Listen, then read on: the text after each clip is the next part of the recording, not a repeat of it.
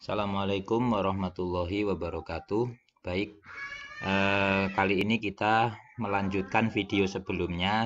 Macam-macam keringanan yang pertama adalah menggugurkan kewajiban. Jadi ada satu macam keringanan berbentuk iskot, menggugurkan kewajiban. Contohnya adalah sholat saat haid. Nah itu sholatnya gugur. Nah, jadi nggak perlu sholat lagi saat haid. Dan sholat Jumat bagi wanita itu juga begitu. Sholat Jumat juga gugur. Musafir dan orang sakit juga gugur sholat Jumat.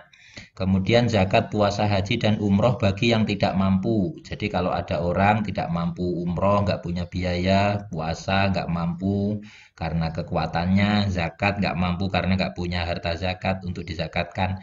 Nah itu semuanya gugur, tidak wajib.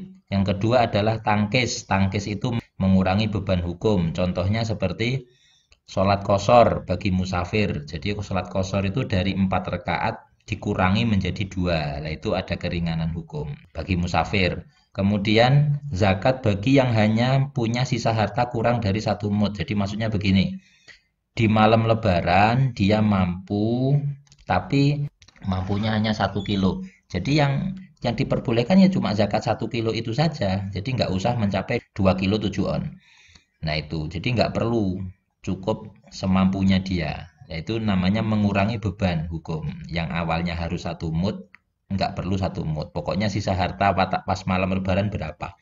Kemudian yang nomor 3 adalah mengganti. Jadi ada satu keringanan hukum dengan cara mengganti. Contohnya adalah mengganti wudhu dan mandi dengan tayamum.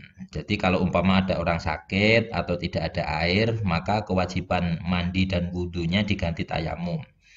Ibdal itu. Terus mengganti berdiri saat sholat dengan duduk. Jadi umpama orang sakit, karena nggak mampu, karena sakit, maka diganti dengan duduk atau isyarat atau tidur. Kemudian yang selanjutnya mengganti puasa dengan membayar kafaroh. Ini bagi orang tua renta yang tidak mampu. Jadi kalau sudah tidak mampu, sangat tua, nanti puasanya diganti dengan membayar kafaroh. Setiap 1 hari 1 mud. Kemudian yang keempat, mengangkat muhakam sebagai wali nikah. Jadi umpama ada anak perempuan di Jakarta, orang tuanya di Lampung.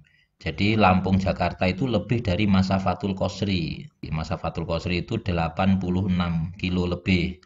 Nah, ini kan Jakarta Lampung itu sudah jauh. Maka nanti anaknya yang di Jakarta itu boleh mengangkat muhakam sebagai wali nikahnya. Karena ayahnya jauh jangkauan. Nah itu, yang lebih baik syukur-syukur orang tuanya disuruh nelpon mewakilkan kepada muhakamnya tadi. Jadi seigotnya seigot taukil. Kalau nggak taukil juga nggak apa-apa. Itu karena sudah diperbolehkan karena lewat jauh tadi. Nah itu boleh diganti. Jadi ibdal itu mengganti hak walinya. Baik, macam-macam keringanan selanjutnya yaitu adalah at-takdim atau didahulukan. Contohnya seperti sholat jamak takdim dan mendahulukan zakat sebelum waktunya. Jadi zakat itu sebenarnya waktu wajibnya adalah pas buka puasa terakhir, malam lebaran.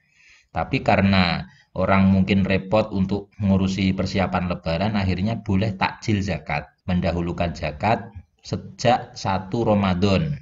Itu boleh. Kemudian yang kelima adalah takhir, mengakhirkan. Contohnya seperti sholat jamak takhir. Jadi untuk duhur asar, sholatnya dilakukan di asar. Duhurnya nggak sholat, itu namanya takhir. Terus mengakhirkan puasa karena sakit. Pas Ramadan sakit, nanti pas waktu Syawal, bulan Syawal sehat, ya puasa. Kemudian mengakhirkan sholat karena menyelamatkan diri atau orang lain dari darurat. Mau sholat, ada orang kecelakaan, kita menolongnya dulu. Nah ini boleh, menyelamatkan dulu boleh.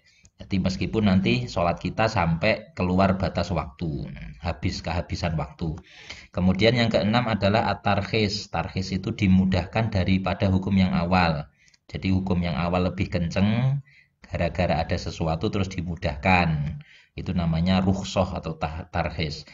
Contohnya adalah dihalalkannya bangkai atau khomer bagi orang yang kelaparan atau kehausan. Jadi bangkai awalnya itu haram dimakan karena ada darurat mau mati kelaparan ya boleh.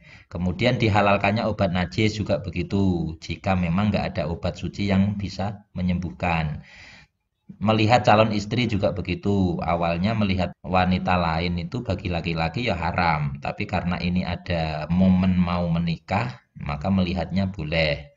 Nah, itu ada rukhsah, ada kemurahan. Kemudian akad kirot dan salam. Kirot itu yang mudorobah tadi itu yang seperti di awal. Istilahnya ada kirot, ada mudorobah sama. Jadi akad kirot itu dimudahkan. Awalnya nggak boleh. Alasannya seperti di atas tadi. Kemudian akad salam. Salam itu jual beli pesen. Jadi awalnya jual beli pesen itu ada nilai gorornya. Gorornya apa? Kadang kita udah pesen, maksudnya demikian-demikian, ternyata barang yang datang tidak sesuai keinginan.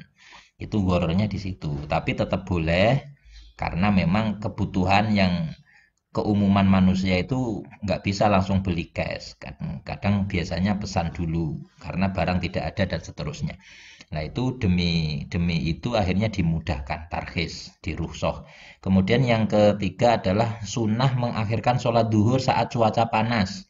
Nah ini ya, jadi umpama cuaca ekstrim panas, itu duhurnya boleh diakhirkan nanti jam setengah tiga kalau sudah agak panas, tidak begitu panas. Nah, jadi sholat itu tidak harus di awal waktu. Nah ini karena ada darurat panas tadi itu. Kemudian saat sholat khauf boleh melakukan hal-hal yang membatalkan sholat. Sholat khauf itu sholat saat berperang itu. Jadi pas perang, waktu sholat belum selesai, lah itu sambil berdiri, sambil lari, sambil berteriak, sambil kena najis darahnya musuh, tidak madhep kiblat, lah itu semuanya diperbolehkan. Itu namanya rukhsah.